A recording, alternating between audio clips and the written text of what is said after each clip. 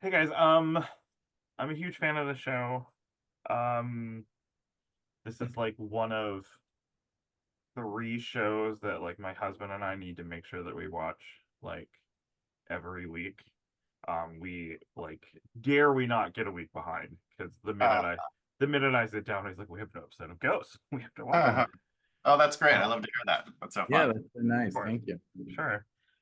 Okay, I have a really silly slash stupid question to ask you, and it's gonna be an out there thing. Are you guys secret fans of the Gilded Age?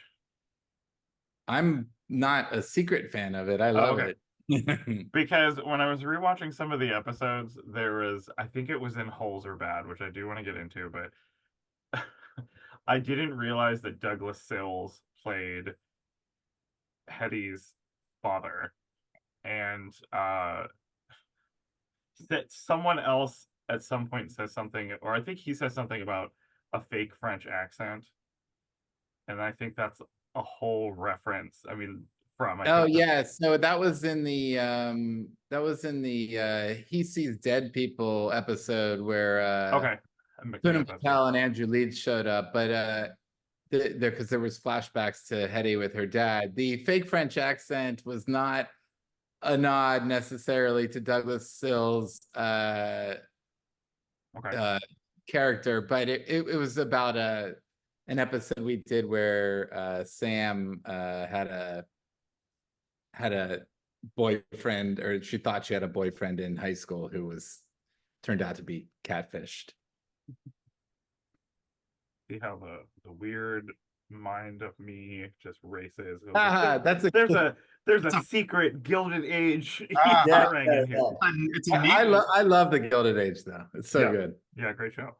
Um, I guess I wanted to know about I'll say how early you settled on the arc with Flower, just because I remember speaking to people last season, and I wasn't trying to figure out who got sucked off at the end of season two. Like I wasn't gonna go like on the record about it, but I was sort of just like nudging everyone that I talked to. Um, and I guess I just wanted to know because I rewatched it all this week. Um, and I have to say I was really really upset that first we were gonna lose anybody, and then I was really sad, especially for the first couple of episodes before we realized what's going on. I even had my husband told me that his mother, a person that I got into the show, she was just like, "Can you believe it? I can't believe it. I'm so upset." So I guess I just wanted to know, like, was that a difficult decision? Was there anybody else in contention for that? I just, yeah, just tell me a little bit about that. Yeah, well, I don't want anyone to be upset, but I find it good that people were affected by it because that means that they Sure. care about her, they care about our ghosts. And so yeah, it was, when we decided to do that cliffhanger, we definitely had some ideas and some leading contenders, but we actually did not know. It was something we discussed during the hiatus, and then when we got back to the writers' room. And then, we had about 3 weeks in the writer's room before Okay. the writer's strike happened. And we Mm, actually went down a different path. I won't say what it was or anything. sure. And, we thought about various different paths. So, but we knew we wanted it to be someone substantial, and we wanted it to be someone who would create a lot of stories in their wake.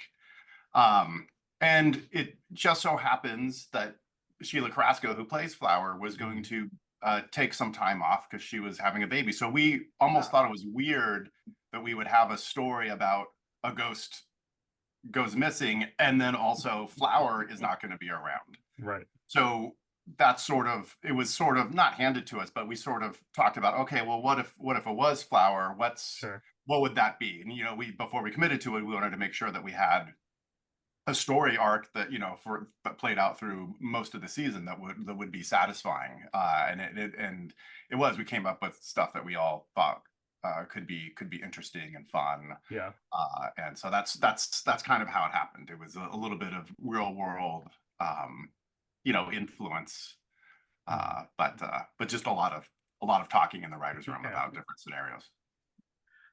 I will say I felt a little bad that when like my husband and I were discussing it, like, who do you think it is? Who do you think it is? And I was like, oh, I bet it's a basement ghost.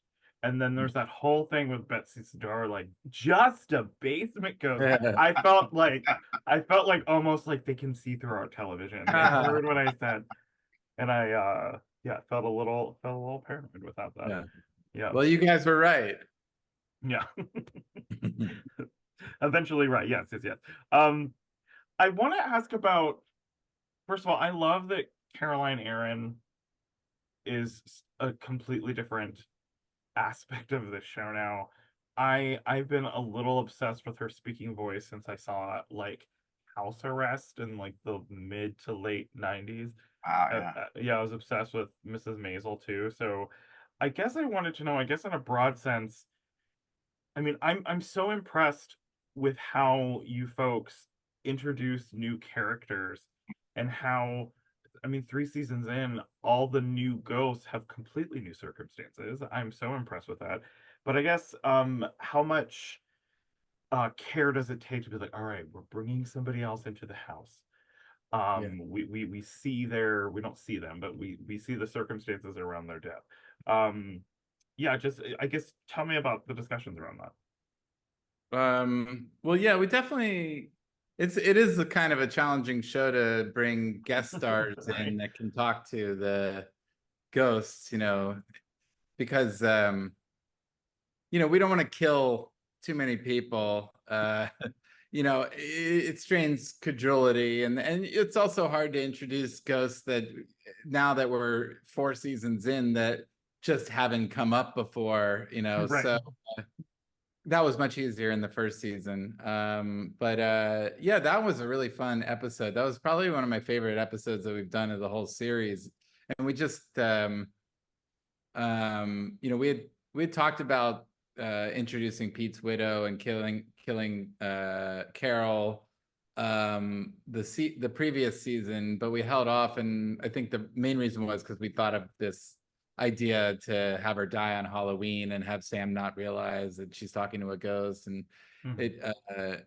it all came together really well. And Josh Malmuth wrote that episode. It was really funny. Don't want to kill too many people, so I should not make the headline. The creators of Ghosts are bloodthirsty and they want to kill you. Yeah, on their show. Yeah. Okay. We're on record saying we don't want On to okay. Like we have evidence. kill. I want to ask about Holes Are Bad just because I watched it again yesterday. I mean, that episode is just, I think the whole season is really firing on all cylinders, but I feel like, and I've dorked out to enough of the cast members already about how much I love that this show is a true comedic ensemble, and in the ways that everybody works as a unit together, but depending on who's in a scene can step forth, do their thing, and step back and work together again as a one single unit. And I got really emotional the first time I watched that episode. I was not expecting that to happen this season. And I guess I wanted to ask what it was like to kind of, you know, turn those dramatic screws a little bit, just because I think it's one of the strongest episodes of the whole show. No, I agree. We're all very proud of that episode. And Mhm. obviously it deals with very sensitive subject matter, and Mhm. I'm really proud of how we were able to add humor to the episode, but also treat that with with appropriate caution. And I get emotional. I know what's going to happen. I was Mhm. there and they saw it edited, and it's like I still get emotional when we reveal. Mhm. Um, and um it's so much of it so much credit goes to Rebecca Wasaki for playing the Mhm. whole episode in that moment incredibly powerfully. Jude Wang, who directed it, and Sophia Lear, who wrote the script. um it was truly like a special moment. The whole episode, I think, is you mentioned sort of like dealing with the serious and the comedy. I think that's something that's um, kind of organic to the show, because we're dealing with all, 8 of the 10 cast members are dead. And so they've all dealt with loss in life and in the afterlife. So that subject matter is always right there beneath the surface. So we find that it's, you know, organically not easy, but it's the path there is a clear one usually whenever we want to get into that Yeah. type of stuff. I will say too that after somebody watches that episode and they go back and watch it again to sort of really pick up on the brilliance of Rebecca's performance, like the way that in certain instances, especially around the well, the way that you maybe don't even notice it right away, the way she kind of like steps back and is sort of physically trying to get out of the action a little bit. She's incredible. Incredible in general, just incredibly moving in that episode. Um, okay. Um, I want to ask about Pete leaving the property because I just think it's so amazing that you guys have the patience to not just be like these are all the characters, this is how they all die, and these are all their ghost powers, like not completely upfront with us from the very beginning, and I love that. How much discussion was it to be I mean, this ghost power has sort of an arc of its own, which is a really unique thing to witness. Was there ever a possibility that you were just going to let him leave the property and then not introduce the sort of fading away? I was just curious about that. I think we came up with the fading away pretty early on in talking about this ghost power, just because we didn't, we wanted to like limit it and not have him just be able Sure. to leave, because even though he's the ghost that would most likely just still show up and hang around, we wanted to put a constraint on it, and that could also lead to some interesting urgency and dilemmas in the future, should he find himself off property. The poor guy. I thought like when he comes back to the house, he's like, I'm never leaving the property again. It's just like, oh, poor Richie's amazing. And yeah, anytime that he gets to go to sort of hysterical new heights, I think that's very much worth it. Yeah, he's fantastic. He's Yeah. incredible. Yeah. And like you mentioned, Rebecca as well. She was like from the very beginning of the series, kept asking, how do I die? How did I die? How did I like? Mm-hmm. She wanted to, because we were doing a lot of ghost deaths early on, and Yeah. as you were pointing out, it's sometimes it's good to wait on these revelations for the opportune time, and I think she was glad that in retrospect that it had some time to develop. Yeah, that creates sort of this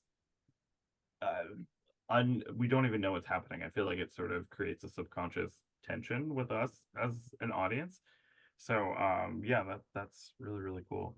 Um I do want to ask on a silly note what you guys would want your ghost powers to be, since we're talking about I don't know if you could pick something that's on the show, or if you wanted something completely limitless, I'm fine with that too.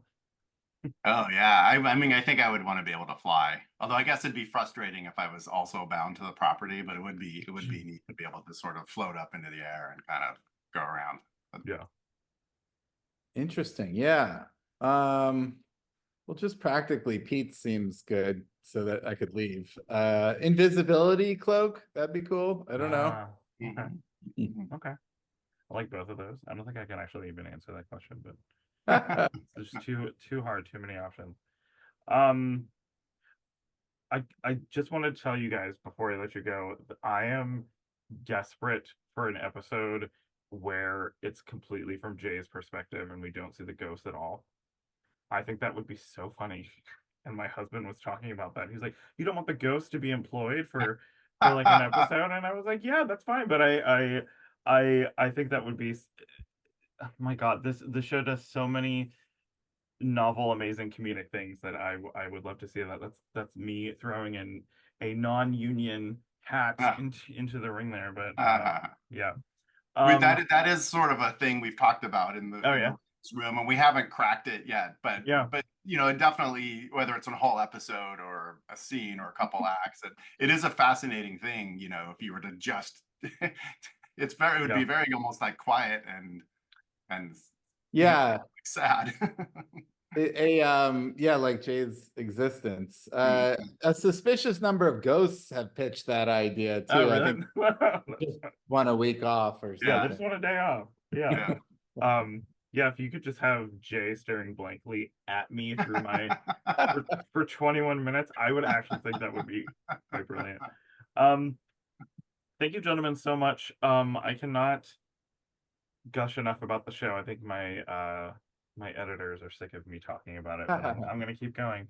I just think it's such amazing work. The writing is so funny. The direction is so snappy. The cast, I cannot talk enough about the cast.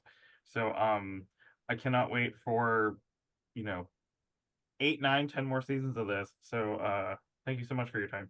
Oh gosh, that's so lovely to hear. Thank you. Yeah. Thank you for doing this. Thanks, Yeah. And, Joey. it's our Appreciate it. pleasure. Yeah.